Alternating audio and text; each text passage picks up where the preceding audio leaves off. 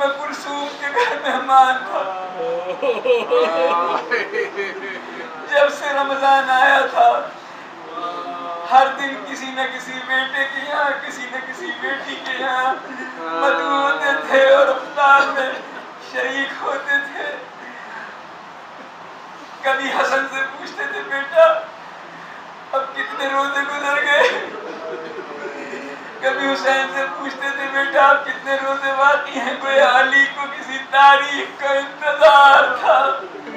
کلثوم کہتی ہے میں نے دیکھا میرا بابا مشغول عبادت تھا لیکن بار بار صحن خانہ میں آ کے آسمان کی طرف دیکھتا اور کہتا انا للہ و انا الیہ راجعون. میں نے گھبرا کے پوچھا بابا آج میں آپ کا کیا عالم دیکھ رہی ہوں.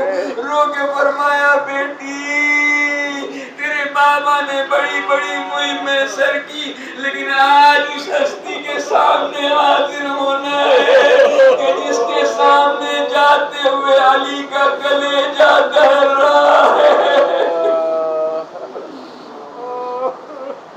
ارباب ماتم سحر کا وقت ہوا. شہزادی نے بابا کے سامنے کھانا لا کے رکھا, نگاہ ڈالی, پوچھا اے بیٹی کیا تو چاہتی ہے کہ تیرا بابا مارد حساب میں دیر تک کھڑا رہے. علی نے کبھی ایک سے زیادہ غذا نوش کی نہیں کی. ام کلثوم نے اشارہ سمجھتے ہوئے جلدی سے نمک ہٹانے کی کوشش کی. ہاتھ کے اشارے سے منع کر دیا, دودھ ہٹوا دیا, نمک سے افطار کر لیا اور اس کے بعد علی مسجد میں جانے کے لیے تیار ہوئے. صحن خانہ میں آئے تو مرغابیوں نے گھیرا ڈال لیا. گویا اپنی بے زبانی میں کہہ رہی تھی آقا آج مسجد میں جائیے قاتل گھاتنے ہیں. علی نے ام کلثوم کو ان طائروں کے بارے میں وصیت کی اور جب دروازے کے قریب آئے تو زنجیر در پٹکے سے الجھ کے پٹکا کھل کے گرا. کہا واللہ ساری نشانیاں پوری ہوتی جا رہی ہیں.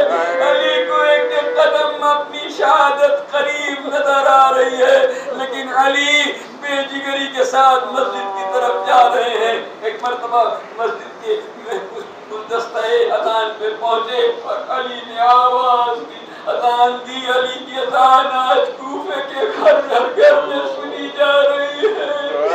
میرا جی چاہتا ہے میں کوفے والوں سے کہوں کوفے والوں آج علی کی آواز آخری بار سن لو, اب یہ آواز تمہیں سننے کو نہیں ملے گی. ارباب ماتم علی اذان سے فارغ ہوئے, محراب عبادت میں جاتے ہوئے صحن مسجد میں سوئے ہوئے لوگوں کو جگاتے ہوئے اس جگہ پہنچے جہاں ابن ملجم ملعون اوندھا لیٹا ہوا تھا. آداب نوم تعلیم فرمائے اور ارشاد فرمایا علی خوب جانتا ہے کہ تم نے اپنے دامن میں کیا چیز چھپا رکھی ہے. علی محراب عبادت میں پہنچے اور محراب عبادت میں ایک مرتبہ مشغول عبادت ہوئے. وہ علی کہ جس کو محراب عبادت میں اس کھڑے ہونے کا اتنا شوق تھا اور اتنے یقین کے ساتھ وہ اللہ سے ہم کلام ہوتا تھا کہ اگر پیر میں چھپا ہوا تیر نکال لیا جائے تو علی کو خبر نہیں ہوتی تھی.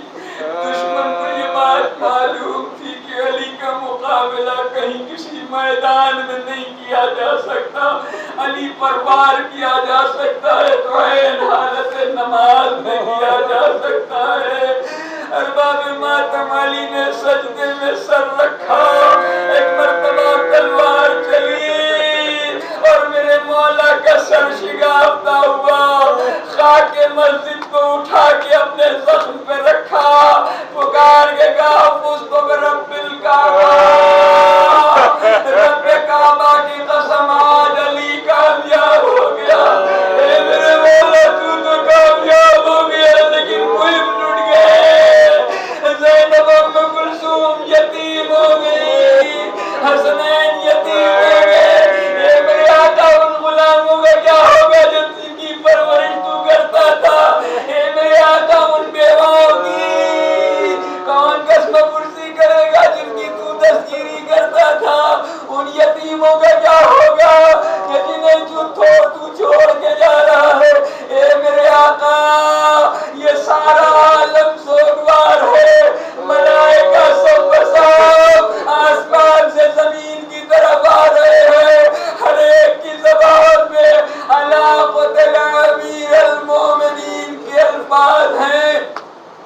ارباب ماتم یہ آواز فضائے کوفہ میں گونجی، ہر گھر کا دروازہ کھلا، لوگ دیوانہ وار مسجد کی طرف دوڑے، مسجد کی طرف دوڑے۔ حضرت حذیفہ یمان جو مسجد میں پہلے سے آئے ہوئے تھے اور انہوں نے کچھ گفتگو سنی تھی کہ شبیب ملعون سے ابن ملجم شبیب ملعون سے کہہ رہا تھا کہ جلدی کرو ورنہ کہیں صبح کا سپیدہ نمودار ہو جائے گا تو تیرا کام نہیں چلے گا۔ یہ سمجھا کہ کوئی سازش ہو رہی ہے، جلدی سے علی کے گھر کی طرف چلے کہ جا کے مولا کو بتائیں کہ مولا آج قاتل گھات میں ہیں، آپ تشریف نہ لائیں۔ لیکن جتنی دیر میں حذیفہ یمان پہنچے علی مسجد میں آ چکے تھے اور قاتل اپنا وار کر چکا تھا۔ جب حذیفہ یمان واپس آ رہے تھے تو انہوں نے دیکھا کہ ایک شخص گلیوں میں ادھر سے ادھر مارا پھر رہا ہے، اسے راستہ نہیں مل رہا ہے۔ انہوں نے دیکھا کہ اس کی تلوار سے خون ٹپک رہا ہے، جھپٹ کے اسے گرفتار کر لیا اور اتنے میں اور محب آ گئے اور ابن ملجم ملعون کو گرفتار کر کے علی کے سامنے لائے۔ علی نے ایک مرتبہ ابن ملجم کو دیکھ کر کہا اے ابن ملجم میں نے تیرا کیا بگاڑا تھا؟ کیا میرے احسانوں کا یہی صلہ ہے؟ ابن ملجم ملعون سر جھکائے ہوئے رو رہا تھا۔ مولا نے ارشاد فرمایا اس کے ہاتھ میرے سامنے سے کھول دو، اس لیے کہ ہم مشکل کشا ہیں، کسی کی مشکیں بنی ہوئی نہیں دیکھ سکتے۔ ادھر امام حسن نے نماز تمام کروائی۔ میں یہ جملہ جب عرض کر رہا ہوں کہ امام حسن نے نماز تمام کروائی تو محبوں کے دل کا جو عالم ہے وہ بیان نہیں ہو سکتا۔ تو حسن کے دل کا عالم کیا ہوگا، حسن نے کس طرح نماز پڑھائی ہوگی۔ لیکن اللہ کی عبادت اس گھرانے کا ایسا وتیرہ ہے کہ کڑی سے کڑی مصیبت پڑے لیکن عبادت میں کوئی فرق نہ آئے۔ حسن نے نماز تمام کی لیکن جب بابا کا سر اپنی گود میں لیا تو آنکھوں سے آنسو ٹپک پڑے۔ اے میرے بابا ہم رہگیر کے سامنے یتیم ہو گئے۔ علی پر نقاہت اتنی طاری ہے کہ علی سے چلا نہیں جاتا۔ علی کو اٹھانے کی کوشش کی گئی تو علی سے چلا نہیں جاتا۔ گلیم لائی گئی اور گلیم میں لا کے علی کو لٹایا گیا اس طرح سے گویا جیسے جنازہ لے جایا جاتا ہے۔ حسین مسجد میں آئے تو ایک مرتبہ آفتاب سے مخاطب ہو کے کہا اے آفتاب تو گواہ رہنا کبھی ایسا نہیں ہوا کہ تو طلوع ہوا ہو اور علی کو سوتا ہوا پایا ہو۔ جنازہ اس عالم میں ابھی گھر کی طرف لے جایا جا رہا تھا۔ ایک روایت ہے کہ گھر سے ایک کنیز آئی اور گھر سے اس کنیز نے آ کے امام حسن سے کہا کہ شہزادی زینب ام کلثوم نے کہا ہے کہ جلدی سے ہمارے بابا کو گھر میں لے آؤ ورنہ ہم مسجد میں آ جائیں گے۔ علی بے چین ہوئے ارے زینب ام کلثوم مسجد میں آ جائیں یہ کیسے ہو سکتا ہے؟ علی کو یہ گوارا نہیں ہے کہ زینب ام کلثوم مسجد میں آ جائے۔ جلدی گلیم میں علی کو لے کے لوگ بیت الشرف کی طرف چلے۔ بس ارباب اعضا وہ منزل جب آئی کہ جہاں علی نے چپکے سے امام حسن کے کان میں کچھ کہا، امام حسن نے پکار کے کہا اے میرے بابا کے دوستو میرا بابا آپ کو سلام کہتا ہے، میرا بابا آپ کو سلام کہتا ہے اور کہتا ہے اب یہاں سے آپ اپنے اپنے گھروں کو واپس چلے جائیں۔ محب ایک دوسرے کو دیکھ رہے تھے مولا ہمیں آگے کیوں نہیں جانے دیتے، مولا ہمیں واپس جانے کو کیوں کہہ رہے ہیں، لیکن اطاعت گزار محب سب واپس چلے گئے۔ لوگوں نے کہا آپ کو نہیں معلوم مولا نے ہمیں کیوں واپس کر دیا ہے؟ کہا کیوں واپس کیا ہے؟ کہا جب جنازہ گھر میں پہنچے گا تو زینب ام کلثوم کی روتی ہوئی آوازیں نامحرموں کے کانوں میں پڑیں گے۔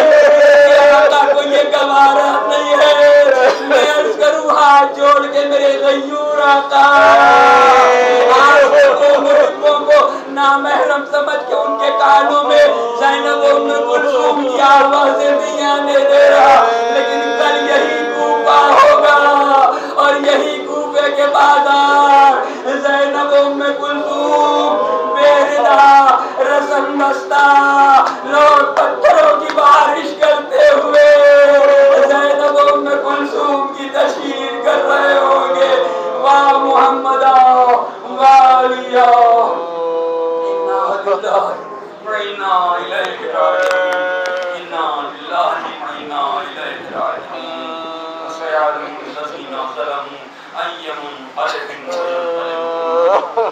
آنے والے واسطہ محمد والے محمد ان روحیاں پر رحم فرما، ان تبتے ہوئے عرصوں پر رحم فرما، پروردگار ان آوازوں پر رحم فرما جو علی کی عزا میں بلند ہو رہے ہیں۔ پروردگار ہماری حاضری کو قبول فرما دے، پروردگار ہمارے روزوں کو، ہماری نمازوں کو، ہماری دعاؤں کو مستجاب فرما دے، پروردگار جناب زینب کے مزار کی حفاظت فرما، ان کی حفاظت کرنے والوں کی حفاظت فرما، تمام سیان حجر قرار جہاں جہاں مولا مصطفیان کے مصروف ہیں، جہاں مجلسیں ہو رہی، پروردگار ان سب کی جان و مال